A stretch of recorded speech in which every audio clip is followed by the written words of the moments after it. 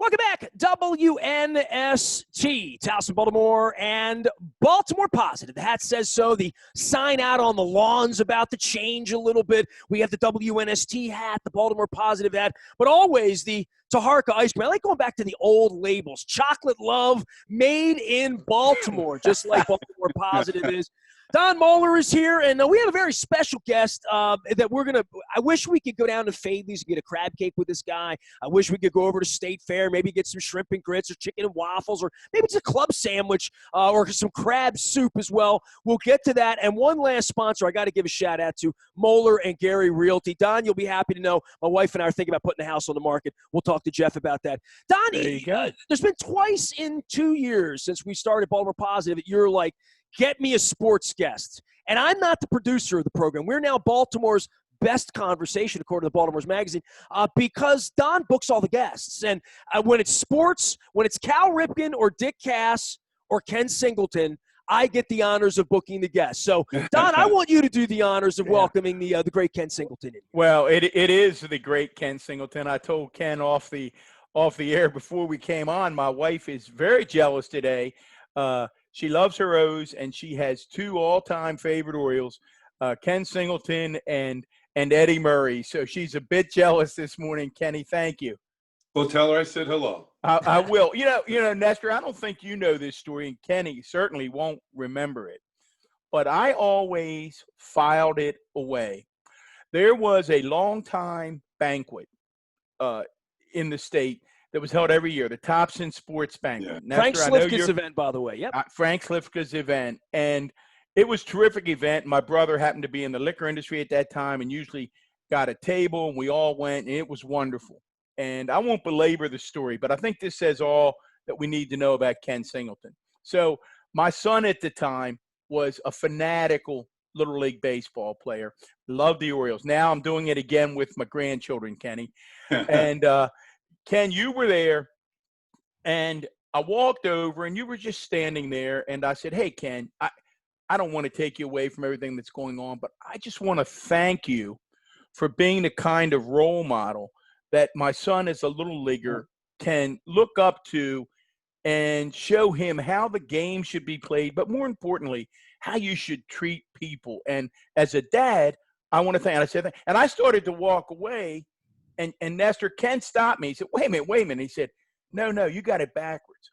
I want to thank you for coming up and sharing that. And I thought, oh, that's okay. That's a different level. And I've never forgotten it, Ken. And to me, it just speaks volumes as to the kind of guy you are. So it's well, thank you, Don. It's very kind of you to say those words. But it all started with my parents, to be honest with you. You know, they taught me. I grew up in New York, and of course, New York is a very diverse place, and you learn to get along with all types of people, all kinds of people. And I felt very fortunate that I grew up in that area because I learned all types of cultures and everything.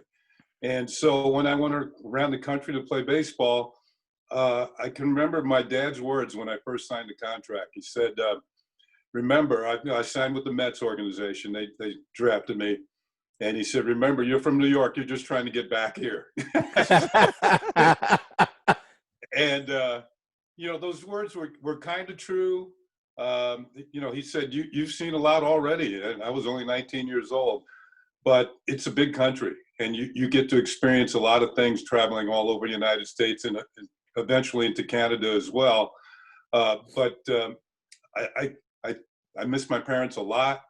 You know, now that I'm a grandparent, I try and pass those, you know, those ways of thinking along to my grandkids as well. So I just shout out to my folks, and I really miss them. Well, Kenny, where we are in America with baseball and with race and Doc Rivers' name's going to come up in this because I think that's pretty much what led to the phone call. Because, I mean, you've been gracious enough to come on 3, 4, 5 times a year, every couple of months. You visit. You still live here in Baltimore. But what are you learning? We talk about learning things every day, and obviously the election season and how this has become all intertwined in Kenosha with the president and sports. And for a long, long time, people didn't know my politics or didn't care much my politics or social media or whatever. And I had to stick to sports, right? And you've been on the Yes Network since you've left here. You're a broadcaster. Stick to sports, stick to sports. That ship has sailed, I think, Kenny. Yeah, I think you're right, too. I think one thing that, sports has kind of been to the forefront in this country in race relations. You can go all the way back to, Jackie Robinson breaking the color barrier in baseball.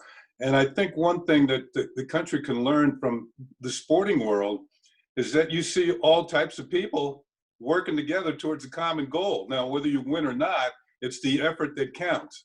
And I think that you mentioned my cousin Doc, who's the coach of the Clippers, and he was very passionate in what he said the other day about being exhausted by what's been going on all these years. And, I agree with him, of course. I mean, this is just, to me, I'm older than him. And he pointed out, what did he say? He's been 58 years old, and he just wants to be a basketball coach. He doesn't want to go through all of this. And I just think that his father was a policeman. And his father was the type of policeman that people would gravitate towards. They weren't afraid of him. They weren't running away from him. His dad ran the local Little League in my mom's hometown where she grew up and where Doc grew up. Doc's given name, by the way, is Glenn. We all call him Glenn. We don't call him Doc. Is that true? The family calls him Glenn? Yeah, we all do. I mean, Okay, that's his given name. Doc is a nickname that he got in basketball. So. Kenny, give me your whole background with Doc and like age difference, and because it sounds like you saw him born and remember him in that, like you're old enough to remember the age difference.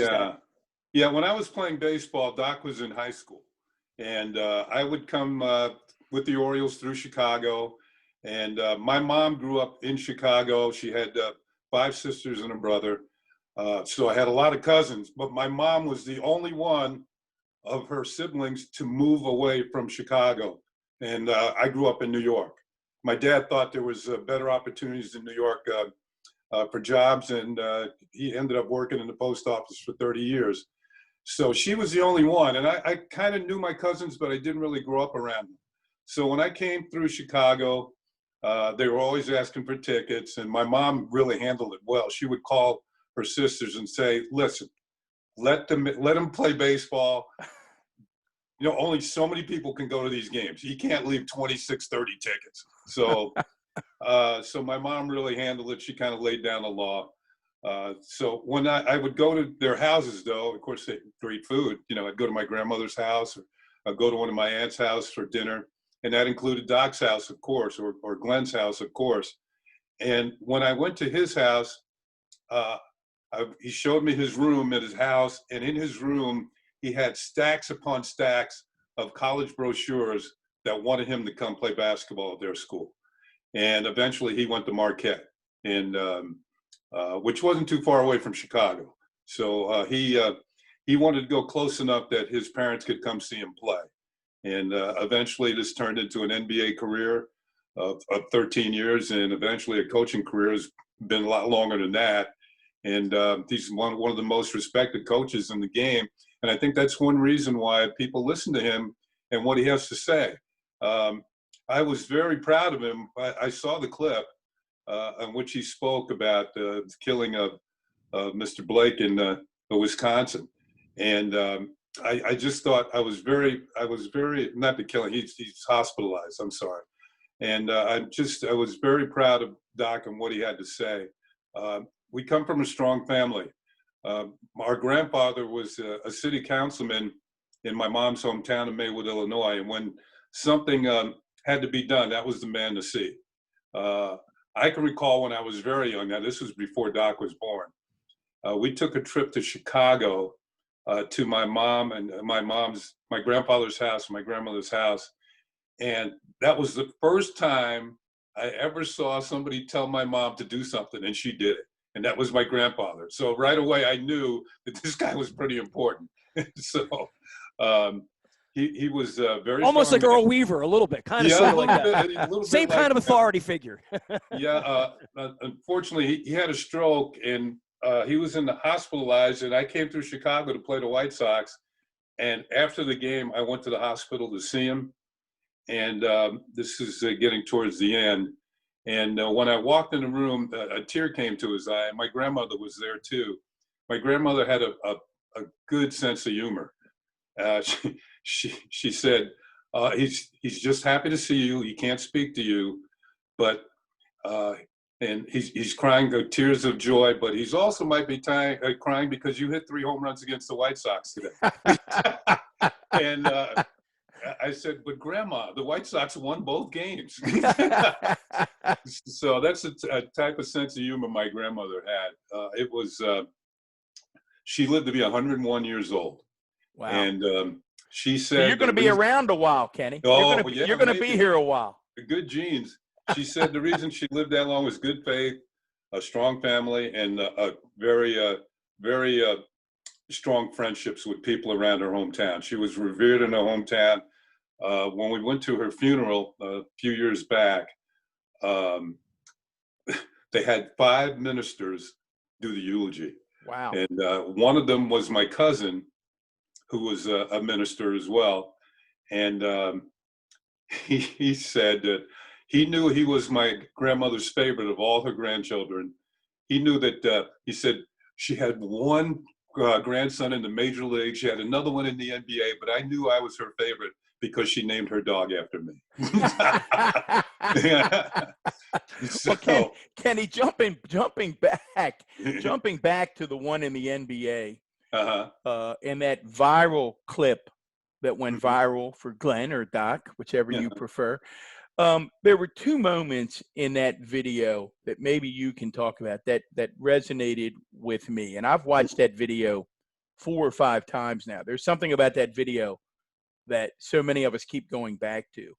And there's a moment where he talks about, I watch a convention and people are talking about being afraid, yet we're the ones who are getting shot. We're the ones who are getting killed. Yeah. And then there's that moment near the end where he literally cries and he says, we keep loving this country, but it doesn't love us back.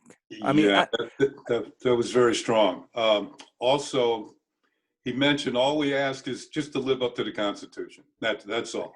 And when you read those words, you know, everybody's created equal. And, you know, that to me, like I said, I was very proud of him. You know, I just, I already was, but even more so after that, because he stepped out of his element. He wasn't a basketball coach at that time. He was just a caring human being who happens to be an American citizen like all of us. And I truly believe for our country to get better, we have to work as a team, as you know, to move our country forward, to give everybody the opportunities that are set forth in the Constitution. I just feel that it's maybe there's an awareness now that wasn't there before, because you see all kinds of people kind of rallying towards this goal now and getting out in the streets. No, I'm not for violence or anything like that. I'm for a protest is part of it. I mean, the original protest in this country was throwing the tea in the harbor in Boston. And where did that get us? That got us a whole country. You know, so I think to make this country even better, you should speak out or be willing to do so, or even more, just get out there and voice your opinion with a vote. I mean, we got a big election coming up. Whichever way you decide to go, just go and do it. And just voice your opinion as an American to try and keep this country going forward. Kenny, I want to jump in on the baseball side because I am a different generation than both of you. You know, you guys are more a little bit more advanced than I, and remember like Wallace and Vietnam and Nixon and walking on the moon. I was born in '68, so it's a little different.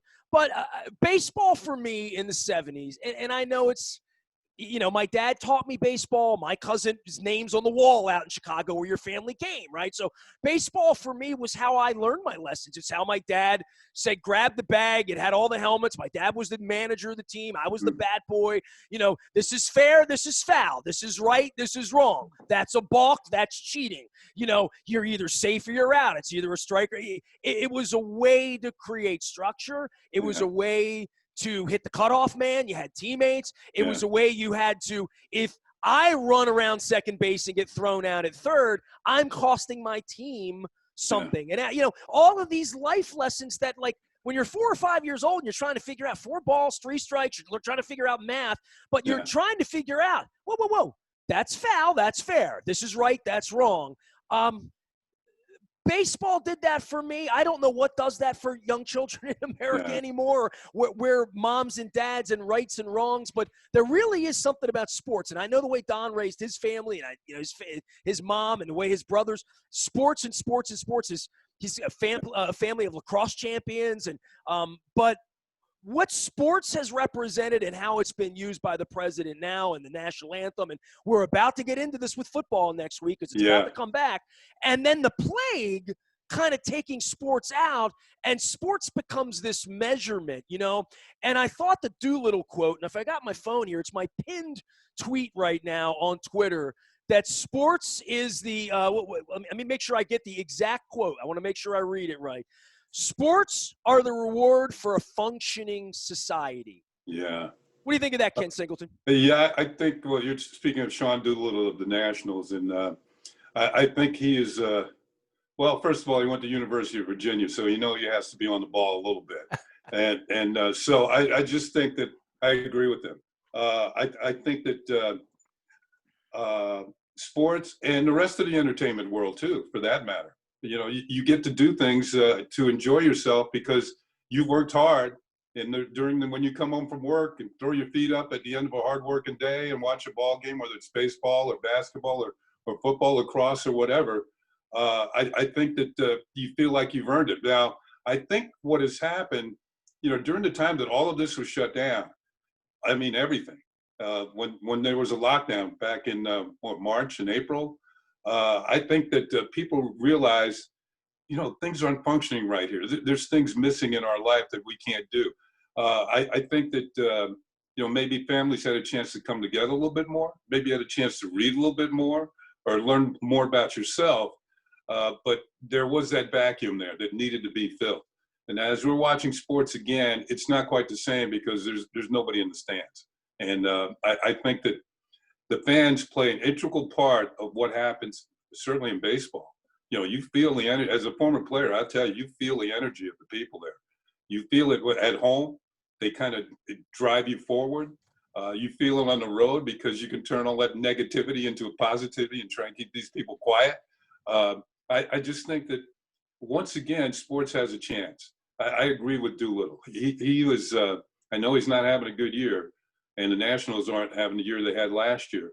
But as long as there's people like him in the game who are very, you know, very thoughtful about what they say and what they do, I think that, you know, baseball has a chance to move forward. And I think sports in general has a chance to move forward and kind of be an example for how you can, you know, work together, get this thing done. We got to get rid of this pandemic. I want people to be back in the stands. I want them to be able to go to a full ballpark and feel that energy, whether you're watching it on TV or whatever. I just think that there's something missing right now. And hopefully, you know, we have some smart people, you know, scientists and doctors, and I know they're working on it. This is going to take some time. This is something that hasn't been seen in this country or in this world for 100 years. So, and this is a tough one, but sometimes you have to go through tough stuff in life. Kenny, if we can jump back Mm-hmm. to the whole culture issue in sport. Yeah. And I'm trying to think, you played 15 years in the bigs. You've been in locker rooms, many more than that as a broadcaster. Can you take our listeners, and again, for those tuning in, we're with longtime Oriole legend and New York Yankee broadcaster Ken Singleton. As I said at the beginning of the show, one of my wife's two favorite oils, so she's jealously peeking in outside. But Kenny, can you take us into clubhouses over your years? Because I think of them as mini offices. You know, in those clubhouses, there's 35, 40 people. It's a good size small business. And in my experience, there are all kinds of personalities and political beliefs and I see you nodding. Yeah. How does all of that blend in the clubhouse? How do those differences get settled? And is it the same today as when you played, or is it different? There's a lot there. Yeah, there's a lot there, Don. You know, I'm not into the clubhouses during, you know, the games or anything like that, or right after the games. But I can take you back to, you know, back when I was playing. Now, you're right. A lot of different people from all over the world. And I think even more so today than there was then. There weren't many Asian players back then in the major league. Now you have Asian players in the big leagues. I go back to that theme of the common goal. And I know that you're right. There's people who have different thoughts about politically or whatever. They have different thoughts about each other. But to be successful as a team, you got to put all that aside. And you have to work for it to get it done. I mean, being in the major leagues in competition, as tough as it is, the best that there is. I think one thing I will say, the manager of a team can really set the tone in the clubhouse. And I was fortunate enough to have Earl Weaver in Baltimore, and he was no nonsense. It was about winning and nothing else. If you had any gripes with anybody, his door was always open, but you were kind of afraid to go in there. So, because he would let you know in no uncertain terms what he expected of you. He was not afraid to embarrass anybody on the team in front of everybody else. And that comes from Jim Palmer, Eddie Murray, all the way down. And by the way, that's very different now, right? Like when I was doing a book on management, that's not the way Joe Torre managed the Yankees 20 years ago, right? You can't do that now, Nestor. You can't. The manager does not have the big power that he used to have when in Earl's day. Earl could, I'll give you an example. When Eddie Murray made the team in 1977 and became Rookie of the Year, Hank Peters was the general manager, and he wanted Eddie to go back to the minor leagues at the end of spring training. He thought he needed more seasoning. Well, Earl told Hank Peters in no uncertain terms, if Eddie Murray's not on this team, I'm not going to manage the team. So needless to say, Eddie was on the team, and he became Rookie of the Year on his way to becoming a Hall of Famer. So Earl had a lot of sway as to what went on in the team, and everybody knew it. And that's why you didn't want to get on his bad side, even if it was just for 5 minutes. And he made you focus as a player. Every single day you're trying to do things the right way. I'll give you a prime example. We're playing a spring training game. And I think Mickey Rivers was with Texas, and he had a ball in between Al Bunbury and myself. And Bunbury got to the ball first, up against the wall, but he was running away from the play, so he flipped the ball to me. He flipped it over my head.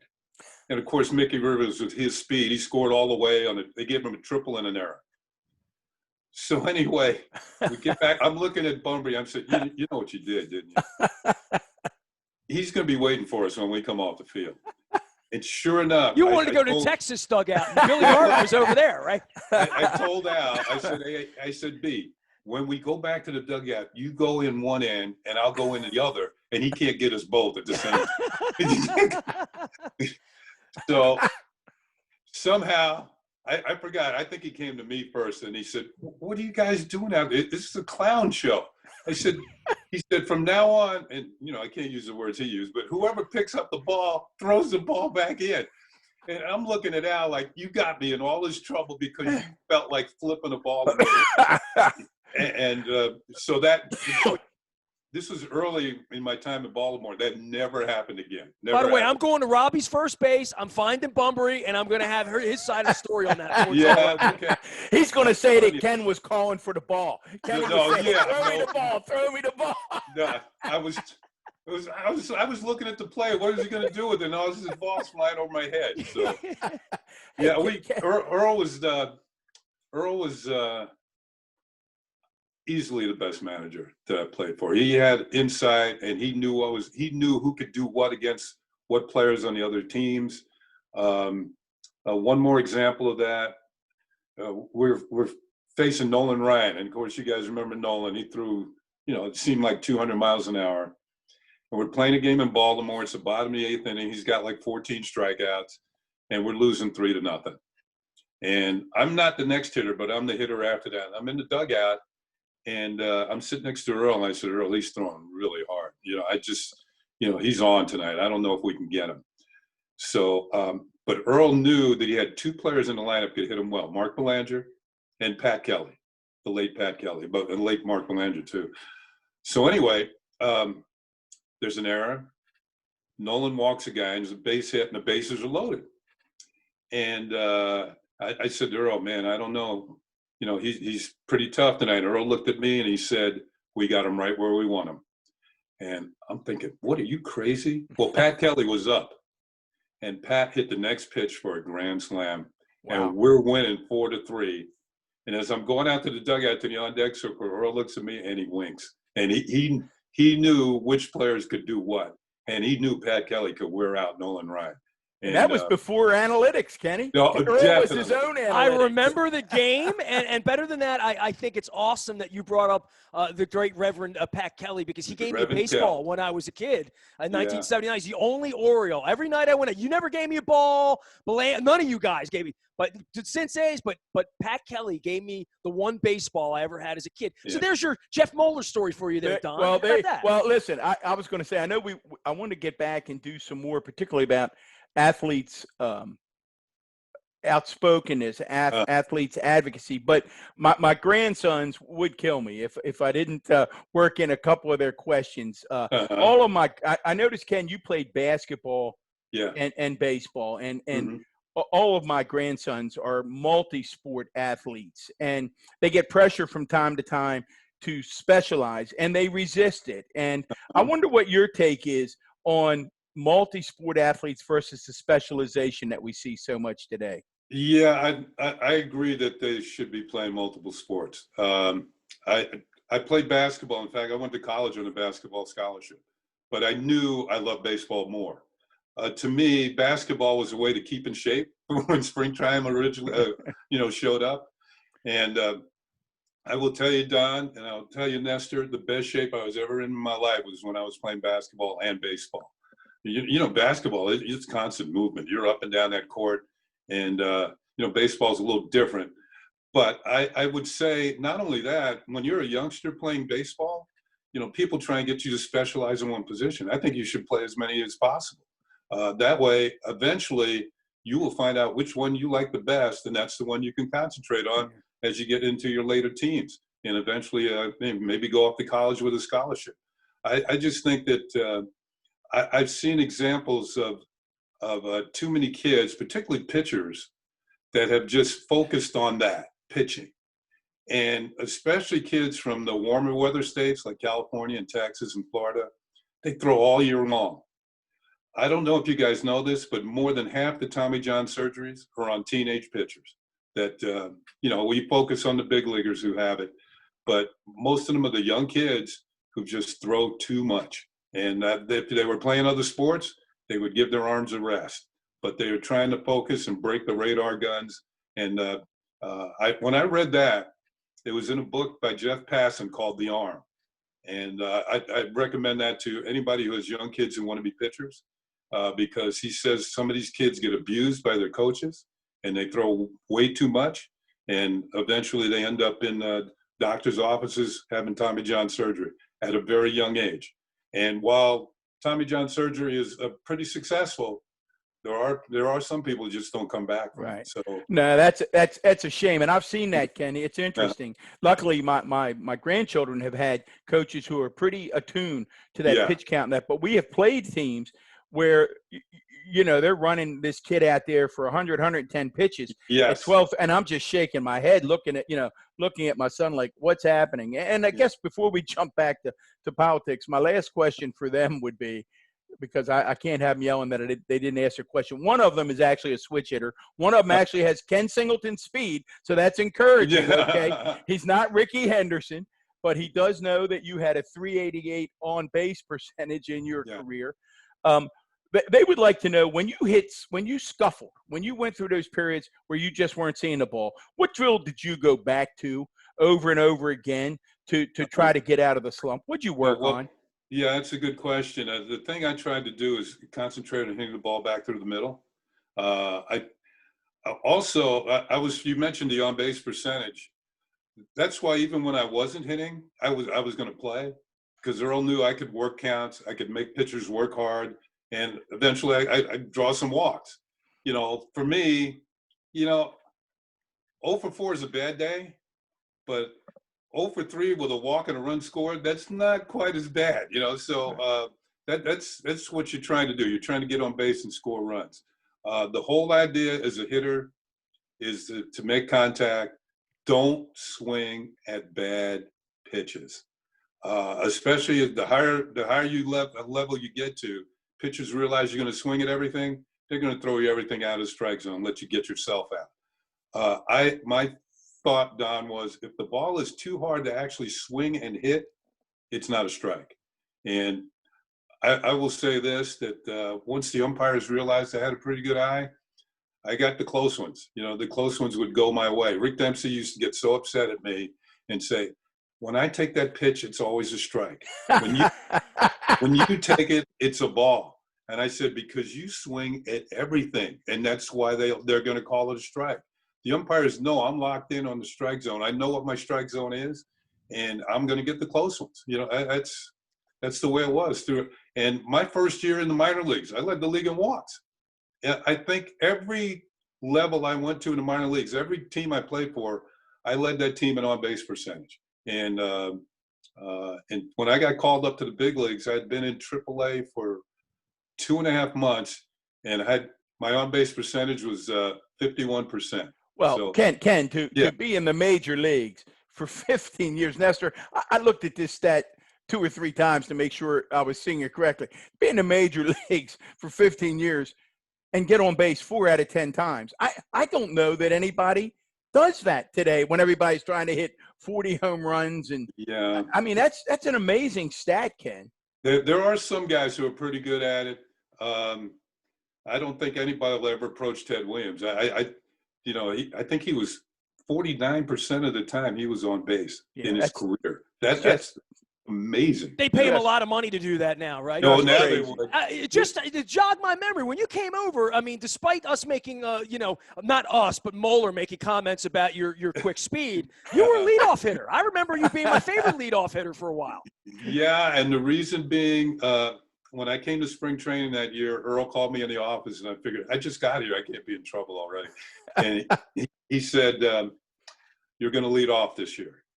And remember, in Montreal, I already had a year where I drove in 100 runs and scored 100 runs and led the league in on-base percentage. But see, that was the key for Earl, right. On-base percentage. He said, you walk a lot. Bobby Grich walks a lot. You're going to bat first. He's going to bat second. I said, Earl, I don't steal bases. He said, that's not the idea. The idea is to get on base for the other guys. My very first game, we played in Detroit. In fact, we got snowed out on opening day, and we played the next day. It must have been about 37 degrees. It's cold as all get out. Jim Palmer pitched a 3-hit shutout. We won 10-0. My first at bat in the American League, I walked. Went to third on a base hit, scored on a 3-run homer. This is in the first inning. So Earl knew what he was doing. So I come back to the dugout. He sticks his finger in my chest, and he says, That's what the hell I'm talking about. Just get on base.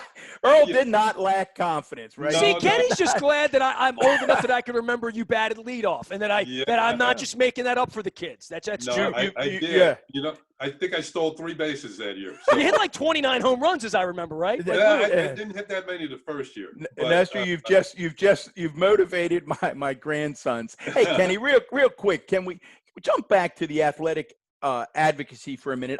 okay. Nestor, you talk about being born in '68. I remember I was a freshman in college, and I remember clearly John Smith and Tommy Carlos. I'll never forget it when those black gloves go into the air. Yeah.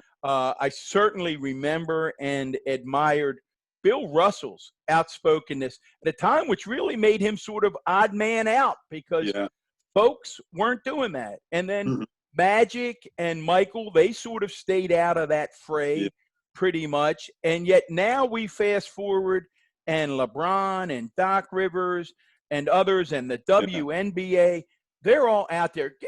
Give us sort of a historical perspective of athletic advocacy and where we are today and how you see that, whether it's important or not.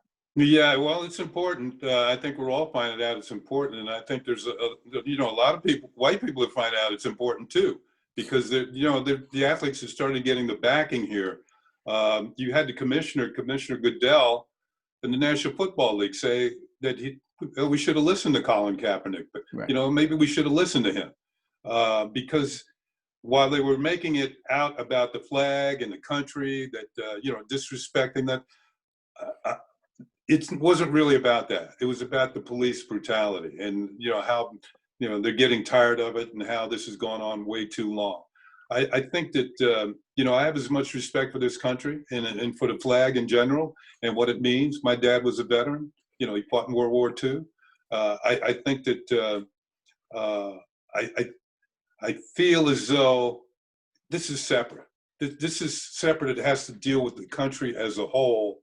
And it's not about the flag. We all love our country. We all do. And you notice it when something comes up that we are threatened from abroad. We all get together and we're going to fight for the country. But we all have our differences within the country that maybe we should start working out that would make us all better and feel better about ourselves as a whole. I know when I see people around, people recognize me. And it's nice to be recognized and all that.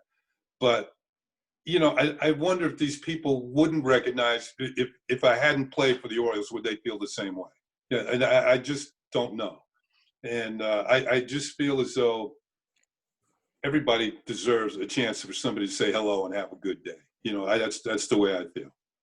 Ken Singleton is here, of course, the man, the myth, the legend, baseball, Yes Network. You probably run into him in the store in Hunt Valley because he's still living here. And, of course, with Don Moore. Last thing for you, because I haven't had a chance to rate the wall behind you. And since we're zooming now and you have these incredible objects behind you, including it looks like Eddie, Frank, and you. And then I see Martina and Pam behind you. And I love Martina. I love Pam. Yeah. And then I see the uncut baseball cards behind you as well. And there's an Oriole team picture.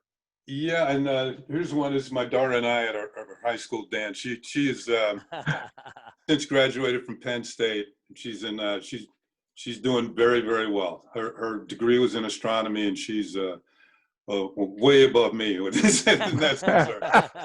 This right here, I'm very proud of these. These are baseball cards, if you will, of famous Negro League players, and some that people have heard of for sure, like Satchel Paige and Josh Gibson, but some that people may not have heard of, like Mule Suttles and Martin DeHago and players like that, who were certainly, they didn't get the opportunity to play in the major leagues. Now, Satchel did for a little bit. Did you get that in Kansas City? Say again? Did you get that in Kansas City? No, I actually found it. Somebody gave it to me. I think my brother sent it to me. You've been to the hall in Kansas City. It's unbelievable. It looks like it came from there. Yeah. Oh, if you ever get to Kansas City, Don, you just go down to Negro League Museum. It is incredible. It is I know. Awesome. We're very proud, Kenny, and I know you're a Baltimore County. And Nestor, I don't know if you've been, and if you haven't, I've been. Alan McCallum took me over to Owings Mills. Okay, absolutely. I was going to say, at the Owings Mills Library, right there out there, Ken, in the Metro Center, is the Maryland Negro League Baseball Museum. Wow. And it's worthy It's unbelievable. of being in Cooperstown. No, it's a Cooperstown room. It really is. It's amazing. Mr. Banks is just wonderful. Has just taken care of that. It used to be, he used to have all this memorabilia, and Kevin Cameron has actually said they were talking about getting some room or where we could go in some rec center, and Kevin Cameron had said, wait a minute, this is spectacular. Let's put it in a public place that gets 1 million visitors a year, and it's on several floors. So whenever you're back in the county, Ken, swing by Owings Mills and check out the Maryland Negro League baseball. And I would say that to all our listeners. Is it's it open? Oh, it's open. Oh, it's a part of, you know. It's built into the library where the subway stop is at the end of the line. Spectacular. Literally right where, Expectation is and like all the town center. You can park your car and walk right in. Alan and I took the elevator up and down. I have a Judy Johnson autograph on a Hagerstown Suns media guide because he was in somehow it got to me and I wanted to gift it. So, I'm going to gift it. So it's Judy Johnson's up here somewhere.